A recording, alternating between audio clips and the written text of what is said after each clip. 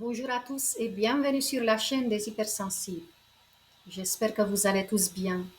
Pour ceux d'entre vous qui ne me connaissez pas, je m'appelle Claudia Stéphane, je suis hypnopraticienne et je travaille avec les personnes hypersensibles et les surdouées.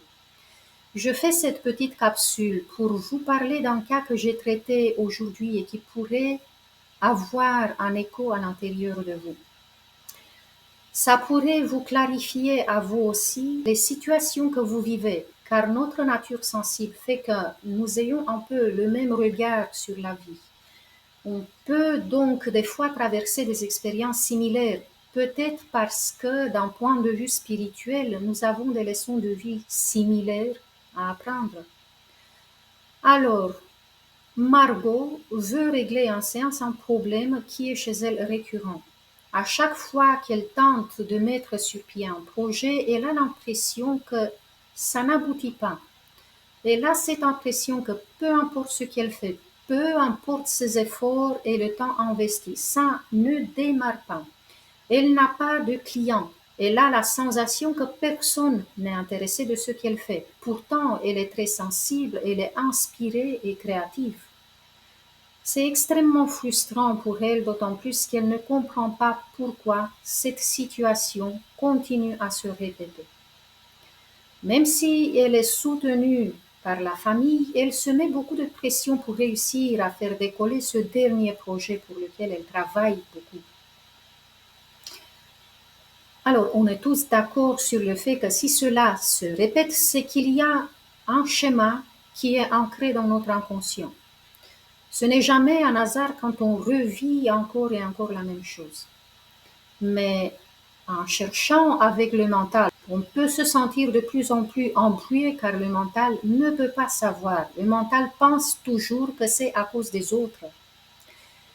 Les blocages viennent en fait de notre mental limité et on pourrait garder cette conviction que les autres sont responsables car ils ne nous soutiennent pas, ils ne sont pas dans le partage. Certaines personnes vont se sentir de plus en plus aigries en avançant en âge, convaincues que le monde ne leur a donné aucune chance. En revanche, les hypersensibles spirituels savent que la racine de tout ce qui nous arrive est en fait en nous. C'est comme un programme sur notre ordinateur antérieur. Et la bonne nouvelle est qu'en étant en nous, on peut le changer ou l'effacer. Avec Margot, on a commencé à travailler sur la relation à l'autre. Je parle souvent de l'importance de créer une image bénéfique de soi-même, mais il est tout aussi important de créer une image bénéfique, positive de l'autre aussi. Je vous défie maintenant, et vous pouvez même fermer les yeux pour pouvoir vous concentrer. Je vous défie de trouver l'image que les autres ont pour vous. Qu'est-ce que votre mental vous dit des autres? Est-ce que vous pensez qu'ils sont généreux, aimables, soutenants, même s'il y a des exceptions, évidemment? Ou pensez-vous que les autres sont égoïstes, malveillants, turbulents ou peut-être même diaboliques? Cette dernière vision défaitiste était celle de Margot, en effet. Mais lorsque Margot raconte ses expériences, qui viennent prouver ce qu'elle pense du monde, je sens une sorte de bulle d'information qui enferme quelque chose qu'elle ne voit pas. Tous ceux qui ont travaillé jusqu'ici avec moi connaissent ces bulles d'information que j'identifie souvent pendant les séances et qu'on déballe ensemble. Elles contiennent toujours des vérités troublantes qu'on n'arrive pas à voir.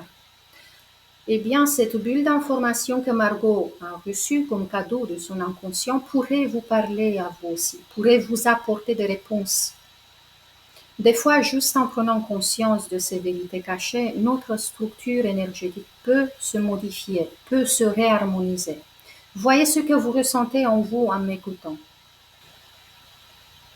Avec Margot, nous avons abandonné l'image de l'autre car ça avait perdu en force. Elle avait changé d'elle-même d'ailleurs à la fin. Avec la bulle d'information, ma cliente a compris qu'il y avait en elle une envie puissante de ressentir que le monde s'oppose farouchement à elle, qu'elle n'est qu'une victime qui se débat sans cesse, qui lutte de toutes ses forces.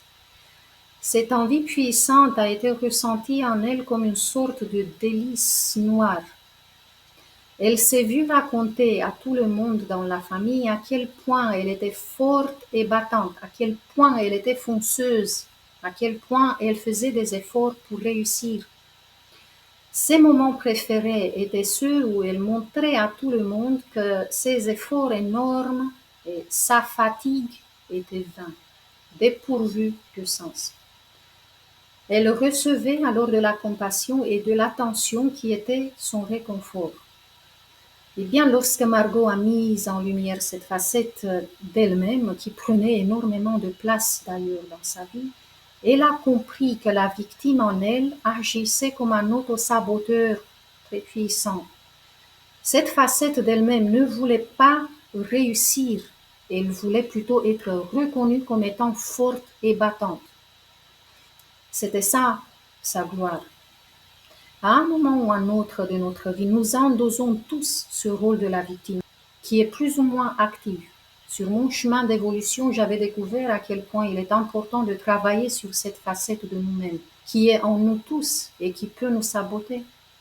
Et justement, en sachant à quel point il est important de l'éliminer, j'avais fait la séance sortir du rôle de victime pour activer son pouvoir intérieur. C'est un petit rappel pour tous ceux d'entre vous qui avaient la séance. Si vous entendez ce podcast, c'est peut-être parce que vous avez besoin de la réécouter, car à chaque fois, à chaque écoute, il y a une nouvelle compréhension et un nouveau dépôt, une nouvelle couche qui se nettoie. Si vous avez uniquement la séance Libérez-vous des schémas répétitifs, c'est bon aussi. Vous pouvez faire la séance sur ce cliché de lutte et effort continu sans résultat, sans récolte. Je recommande quand même la séance pour désactiver le programme de victime. Pour tous ceux d'entre vous qui ne l'avaient pas, je mettrai le lien vers la séance dans la barre d'infos. Margot a ressenti que la facette victime en elle ne lui sabotait pas seulement ses projets professionnels. Elle apparaissait dans beaucoup d'autres situations. Elle était très active depuis qu'elle était toute petite. Prenez le temps de voir de quelle manière cela résonne en vous, car les prises de conscience qu'on a en analysant notre vécu sont vraiment précieuses. Elles peuvent changer le cours de notre vie. Dites-moi en commentaire si vous avez remarqué que cette facette de vous existe et si elle vous sabote aussi. Je tiens à remercier à Margot d'avoir été d'accord pour que je partage son expérience et merci à vous tous de soutenir mon travail avec un j'aime, en partageant mes publications et en vous abonnant à ma chaîne. Ça m'a fait plaisir de passer ce moment avec vous. Jusqu'à la prochaine fois, je vous embrasse tous très fort. Prenez bien soin de vous.